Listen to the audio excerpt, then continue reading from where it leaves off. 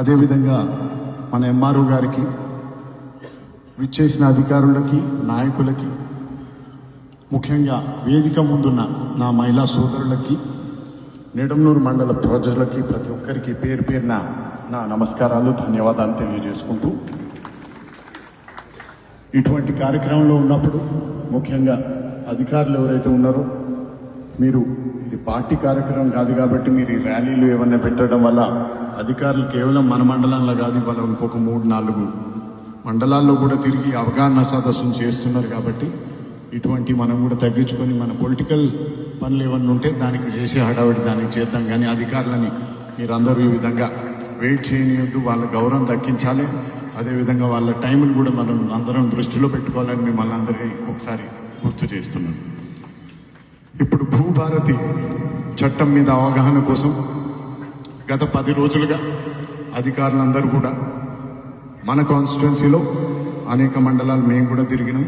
కానీ వారు మన డిస్ట్రిక్ట్ మొత్తం కూడా తిరుగుతూ అవగాహన కల్పిస్తున్నందుకు వారికి నా ప్రత్యేక ధన్యవాదాలు తెలియజేసుకుంటూ, మీరందరూ కూడా వారికి, కలెక్టర్ గారికి, సబ్ కలెక్టర్ గారికి, వారి ఆఫీస్లో కూడా చాలా పనులు ఉంటాయి, ఆ పనులు వదులుకొని కూడా మీకు అవగాహన కలిగించే ఉద్దేశంతో ఇంత కష్టపడుతున్నందుకు మీరందరూ ఒకసారి వారికి కర్తాధ్వనులతో కృతజ్ఞతలు తెలియజేయాలని కోరుకుంటున్నాను.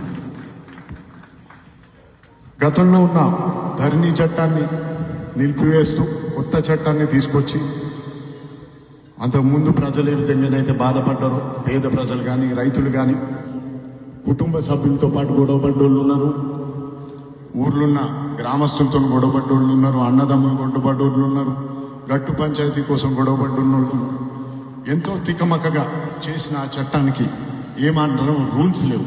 చట్టం అయితే చేసిండ్రు కానీ రూల్స్ చేయకుండా ఎన్నో అవకతవకలకి తావిచ్చారు.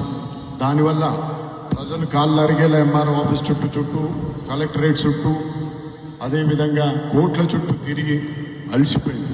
దానికి అనుగుణంగా ప్రజలు తిరగబడి ఈసారి ధరణి చట్టాన్ని రద్దు చేసి కొత్త చట్టాన్ని తెస్తామంటే నమ్మి కాంగ్రెస్ పార్టీకి పట్టం కట్టినందుకు రేవంత్ రెడ్డి గారు కృతనిశ్చయంతో గత సంవత్సరన్నర కాలంగా ఈ రూల్స్ గురించి కానీ, చట్టం గురించి కానీ ఎంతోమంది మేధావులు, అడ్వకేట్లు, అదేవిధంగా ప్రజాప్రతినిధులు అందరూ కలిసి ఈ చట్టాన్ని రూపొందించడం జరిగింది. ఈ చట్టంలో ఇప్పటికే ఎన్నో సవరణలు చేసినాం. గతంలో ఉన్న చట్టాలకి ఇప్పటికి కూడా ప్రజలకు మేలవుతుంది అనుకుంటే ఎటువంటి సవరణలు ఇప్పటికి కూడా చేసేందుకు మేము సిద్ధంగా ఉన్నామని సభాముఖంగా మీకు తెలియజేస్తున్నాం. ముఖ్యంగా మన ఎంఆర్ఓ గారు, కృష్ణయ్య గారు చాలా కష్టపడుతున్నారు. తిరుమలగిరిలో జరుగుతున్న పైలట్ ప్రాజెక్టుకి కూడా వారు ఎంతో సహకరించారు. కేవలం నిడమనూరు మండలం ప్రాంత ప్రజలే కాదు సార్, మీకు తిరుమలగిరి మండల ప్రజల తరఫు నుంచి కూడా ధన్యవాదాలు తెలియజేస్తున్నాను. వారు ఎప్పుడు అందుబాటులో ఉంటున్నారు. ఏ పని చెప్పినా కూడా, ఏ సమస్య గురించి చెప్పినా కూడా ఇమ్మీడియట్గా స్పందించే ఎంఆర్ఓ గారు దొరకడం మన అదృష్టం. Collector ma'am, thank you. వారి పనితనాన్ని గుర్తుపట్టి మీరు ఇక్కడి నుంచి అక్కడ తీసుకుపోదాం అనుకున్నారు, కానీ మా అదృష్టం బాగుండి మళ్ళీ ఇక్కడనే ఉంచినందుకు. సరే పర్వాలేదు, మీరు ఒకవేళ మీకోసం ఇటువంటి అధికారులను ఎవరినన్నా నల్గొండకి తీసుకెళ్తానంటే అట్లాంటి మళ్ళీ మంచి ఆఫీసర్నే ఇవ్వండి తప్పితే ఆ పోస్టులని ఖాళీగా పెట్టకండి. ఎస్ అంటే లేదు, నన్ను తీసుకెళ్ళినైనా కూడా మళ్ళీ మంచి ఆఫీసర్లని, ఎందుకంటే ఇప్పటికీ రెవెన్యూ సిబ్బంది విషయంలో కొన్ని నియామకాలు చేయాల్సి ఉన్నాయి. నిన్న మీరు కూడా చెప్పారు, తప్పకుండా మన కాన్స్టిట్యున్సీ వరకు వచ్చేసరికి రెవెన్యూ సిబ్బంది ఇంకెవరినన్నా నింపేది ఉంటే ఇమ్మీడియట్ గా పంపుతా అన్నారు. అందుకు వారికి ప్రత్యేక ధన్యవాదాలు తెలియజేసుకుంటూ,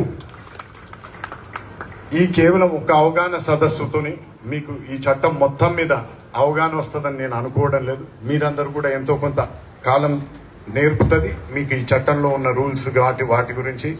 ఇటువంటి సభలు ప్రతి ఊర్లో, గ్రామాన కూడా చేయాల్సిన అవసరం ఉంది. ఆర్ఐలు కానీ, మిగిలిన ఎంఆర్ఓ గారు కానీ ఆ పనులు చేస్తారని, వారితో పాటు మేము కూడా మీతో పాటు ప్రతి గ్రామానికి కూడా వస్తాము.